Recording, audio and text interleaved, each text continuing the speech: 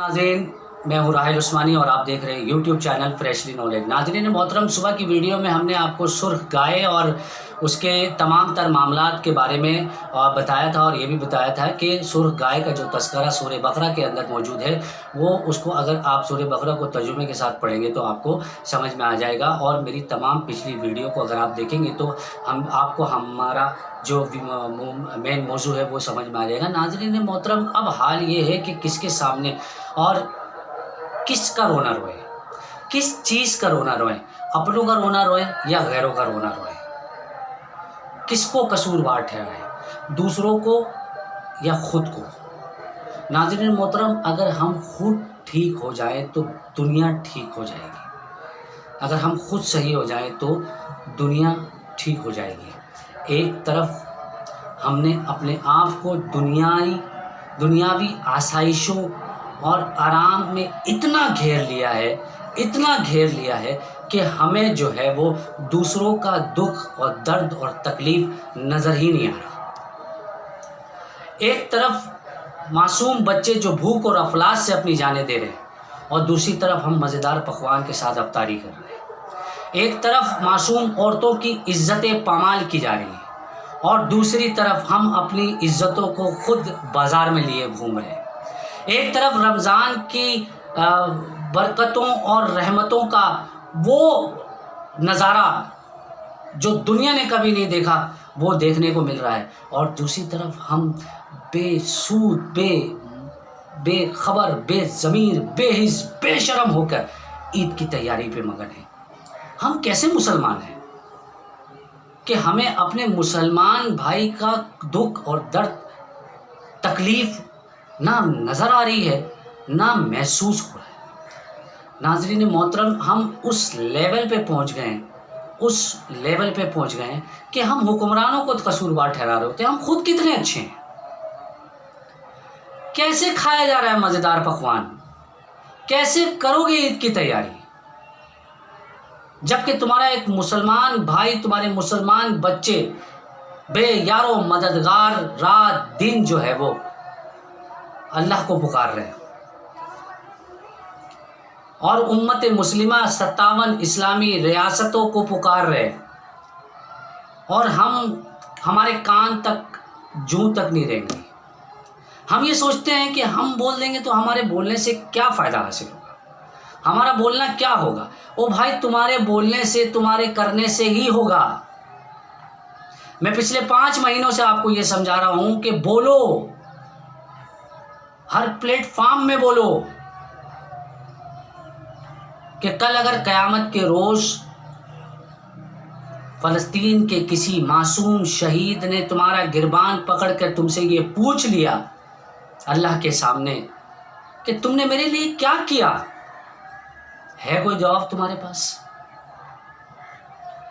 है तुम्हारे पास उन सवालों का जवाब?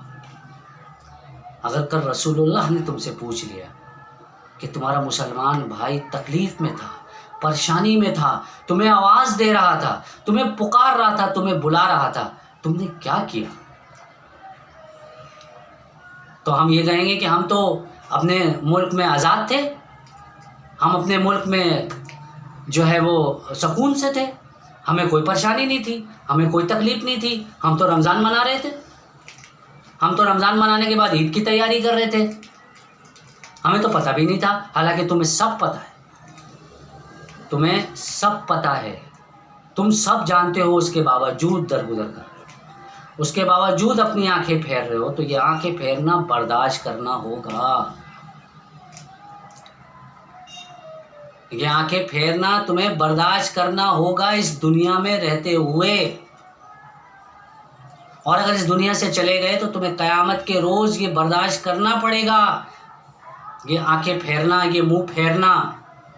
क्योंकि हुजूर सल्लल्लाहु अलैहि वसल्लम की एक हदीस मुबारक है कि आप सल्लल्लाहु अलैहि वसल्लम ने फरमाया कि मुसलमान एक जिस्म की मानंद है, अगर जिस्म के किसी भी हिस्से को चोट लगती है तो पूरा जिस्म उसके दर्द को महसूस करता है। हम कैसे मुसलमान? पूरा प्रिंट मीडिया, इलेक्ट्रॉनिक मीडिया, जो है वो इशारों पे अपनी खबरें शाया करता है, इशारों पे बोलता है, इशारों पे बताता है, इशारों पे चुप होता है, इशारों पे छापता है, इशारों में कहता है, इशारों में सारे काम हो गए। आज फ़लस्तीन के तमाम शहर मुकम्मल तौर पर तबाह कर दिए गए। गज़ा, रफ़ा, तमाम शहर मुकम्मल तौर पे तबाह और बर्बाद कर दिए गए।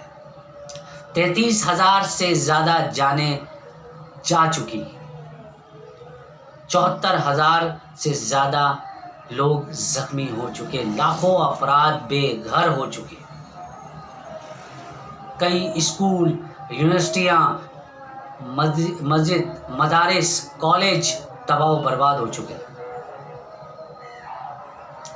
कहाँ है वो लोग जिन्हें अमन के लिए नोबेल प्राइज़ मिला था? कहाँ है वो बेशर्म, बेहिस, बेज़मीर, बेगैरत मलाला जिसे बच्चों की पढ़ाई का वो क्या तीर उसने दुनिया में मारा था कि उसे नोबेल प्राइज़ दिया? आज फ़लस्तीन के बच्चे नज़र नहीं आ रहे? आज फ़लस्तीन के तबाहशुदा हाल जो है वो नज़र नहीं आ रही?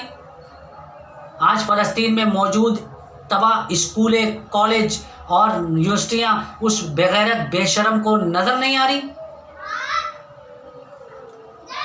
जिसने कभी ये कहा था कि मैं बच्चों की पढ़ाई के लिए ये करूँगी और वो करूँगी? आज खामोश बनी बैठी है, आज उन्हीं की गोद में जाके बनी बैठी है।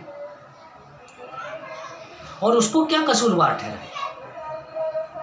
हम खुद कौन से अच्छे हैं? हम इखलाकी, समाजी, सियासी, मजहबी तौर पर बिल्कुल फारिग हो चुके, बिल्कुल फारिग।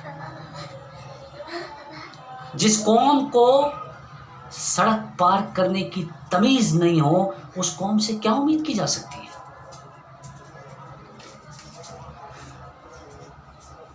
नाज़रीन मोहतरम, हालात बद से बदतर होते चले जाएंगे, मुश्किलें बढ़ती चली जाएंगी और हम यूं ही बेहिस और बेज़मीर ज़िंदगी गुजारते जाएंगे। हमें फ़लस्तीनियों के बहते हुए खून से कोई लेना देना नहीं। हमसे पेप्सी नहीं छूटती, हमसे 7 अप नहीं छूटता, हमसे KFC का बर्गर नहीं छूटता, हमसे लक्स साबुन से नहीं छूटते, हमसे वो प्रोडक्ट नहीं छूटते जिनके कमाई का एक हिस्सा इस्राएली फौजियों को जाता है कि ताकि वो मासूम फ़लस्तीनी बच्चों, औरतों और बुज़ुर्गों पे गोलियां बरसाएं। हमसे नहीं छूटता, क्योंकि हम गुलाम हो चुके हैं अपनी अय्याशियों के, अपने आसाइशों के गुलाम हो गए हम। हमसे ये गुलामी नहीं छोड़ी जाती। लेकिन मैं राहिल उस्मानी, जहाँ तक मेरी सकत है, जहाँ तक मेरी आवाज़ पहुँचेगी, जहाँ तक मैं बोल सकता हूँ, मैं बोलूँगा और मैं बोलता रहूँगा,